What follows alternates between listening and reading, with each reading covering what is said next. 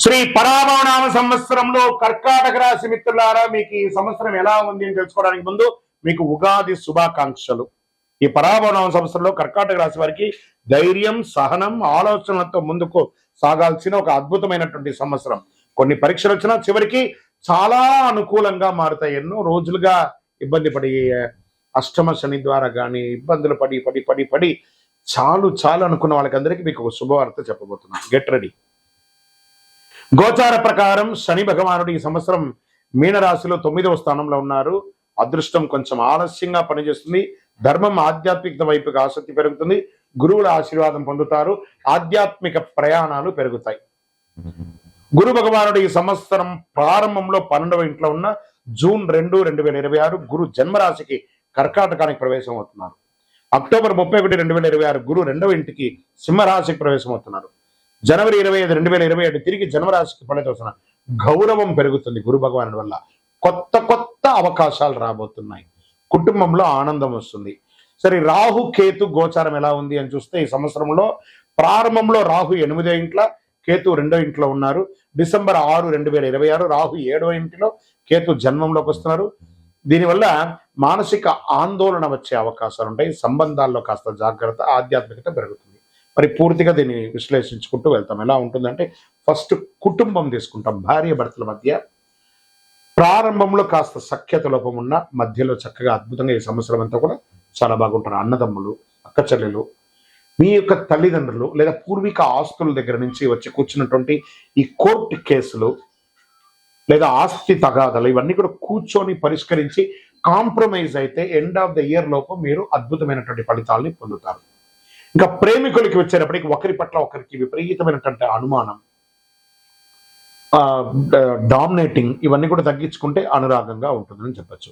ఇంకా ధనం, వ్యాపారం ఎలా ఉంది అంటే అద్భుతం. అసలు మీరు ఊహకందనే విధంగా ఏప్రిల్ తర్వాత ఆర్థికంగా ఎదగబోతున్నారు.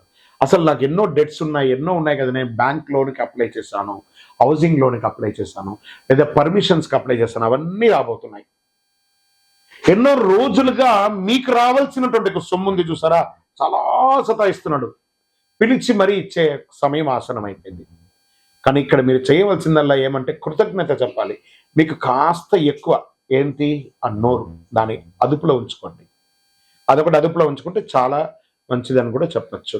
దీంట్లో ఉద్యోగస్తులకి మంచి మంచి అవకాశాలు, మీరు కోరుకున్న చోటకి ట్రాన్స్ఫర్స్, ఇంక్రిమెంట్స్ ఇవన్నీ కూడా వచ్చే అవకాశాలు బాగా ఉన్నాయి ప్రభుత్వ ఉద్యోగులకి.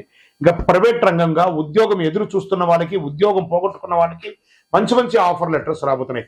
ఇంతకు ముందులాగా గొప్ప జీతాలు లేకపోయినా ఉద్యోగం లేకుండా మాత్రం ఉండరు. చాలదా? ఇది అలా బాగుంటుంది. విదేశాల్లో ఉద్యోగం చేస్తున్నటువంటి ప్రతి ఒక్కరికి కూడా ఇదొక మంచి అవకాశం. జూన్ తర్వాత మంచి అవకాశాలు రాబోతున్నాయి.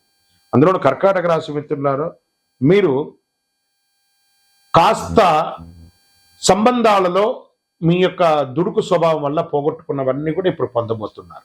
ఇది ఒక మంచి అవకాశం కూడా చెప్పచ్చు. ఇంకా వివాహం కాని వారికి గెట్ రెడీ. పెళ్లి బలం వచ్చేసింది, గురుబలం యోగంగా వచ్చేసిందండి.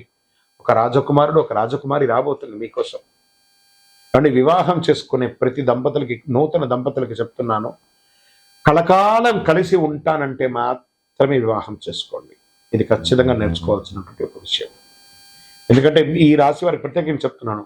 ఈ మధ్య నేను జాతకంలో నేను చాలా మందికి చూస్తూ ఉంటాను కదా, అందరూ కూడాను మిశ్రమంగా బిహేవ్ చేస్తున్నారు. సంబంధాలను కమోడిటీస్ లాగా వాడుకుంటున్నారు. అలా కాకుండా ఆనందంగా వాడుకోండి, చక్కగా మంచి దాంపత్యంలో ఉంటారు. ఇంకా ప్రయాణాలు, విదేశీయ ప్రయాణం, వ్యాపార ప్రయాణం, ఉద్యోగ ప్రయాణాలు, చదువు ప్రయాణాలకి ఇది చాలా ఉత్తమమైనటువంటి కాలం. పోస్ట్ మే తర్వాత చాలా అవకాశాలు ఉన్నాయి. ఆధ్యాత్మిక యాత్రలు, విలాస యాత్రలు చూడండి, ఎన్ని అవకాశాలు అంటే అన్ని అవకాశాలు వస్తున్నాయి.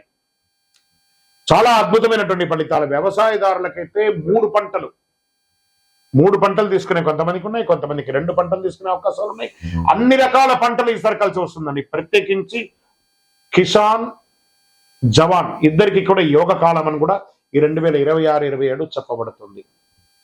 చాలా. ఇంకా వైద్య వృత్తి వారికి చాలా విశేషమైనటువంటి ఫలితాలు. డాక్టర్స్ లేదా హాస్పిటల్స్ వీటికి అందరికీ కూడా మంచి అవకాశాలు రాబోతున్నాయి.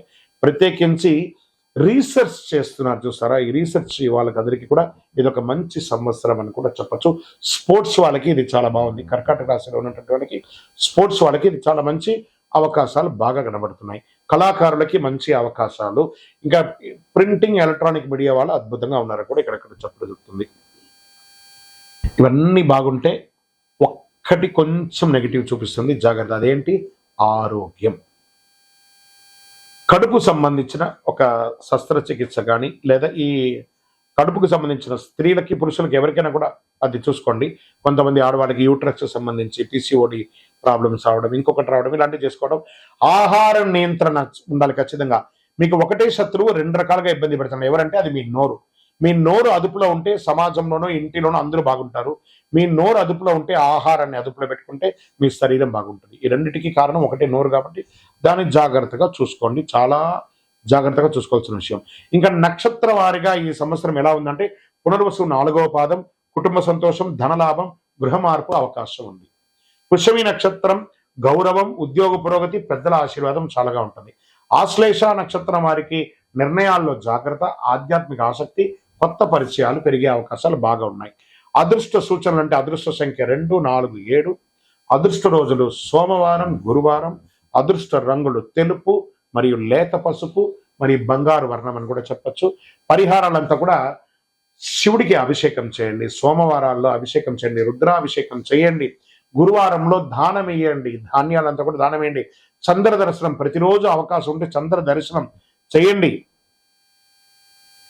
చక్కగా చండీ సప్తసతి పారాయణాన్ని చేయండి. సుబ్రహ్మణ్య స్వామి ఆరాధన చేయండి. 6 పడై విడుదల ఉంటుంది సార్. 6 సుబ్రహ్మణ్య స్వామి దేవాలయాలను వెళ్ళి దర్శనం చేసుకోండి. ఇంకను సకల దోషాలు తొలగడానికి మీ వయస్సు ఎంత ఉందో ఆ సంఖ్యతో కూడినటువంటి ఒత్తులు పెట్టుకోండి. అన్ని 50, 40, 30 ఉంటే 30 ఒత్తులు, ఒక మట్టి ముక్కుడు, అందులో నువ్వుల నూనె, అందులో అన్ని రకాల ఒత్తులు వేసేసి నువ్వుల నూనెతో దీపం వెలిగించండి. మీ ఆరోగ్యం బాగుంటుంది. అన్ని అడ్డంకులన్నీ కూడా తొలగిపోతుంది. మీ ఇష్ట దైవం కులదైవాన్ని ప్రార్థన చేయండి. గురుగారు, మేము జాతకం తెలుసుకోవాలనుకుంటున్నాము. గోచార ప్రకారం మీరు చెప్తున్నా, కానీ మా వ్యక్తిగత జాతకం తెలుసుకోవాలనుకుంటే మీ పరిసర ప్రాంతాల్లో ఉన్నటువంటి గురువుల్ని సంప్రదించి జాతకం తెలుసుకోండి. లేదా గురుగారు మీరు వారనే తెలుసుకోవాలనుకున్నామా, మీ పేరు, date of birth, time of birth, place of birth మా డిస్ప్లేలో కనబడుతున్నటువంటి నంబర్కి వాట్సాప్ చేయండి, కాల్ చేయకండి. మా అడ్మిన్స్ మీకు రిప్లై ఇస్తారు. ఇంకను మీ సకల దోషాలు తొలగి ఆరోగ్యంగా, ఆనందంగా, నరదృష్టి అన్ని తొలగి ఉండడానికి అతి శక్తివంతమైనటువంటి 48 రోజులు పూజ చేసినటువంటి ఈ కరుంగాలి మాలను ధరించండి. విజయోస్తు.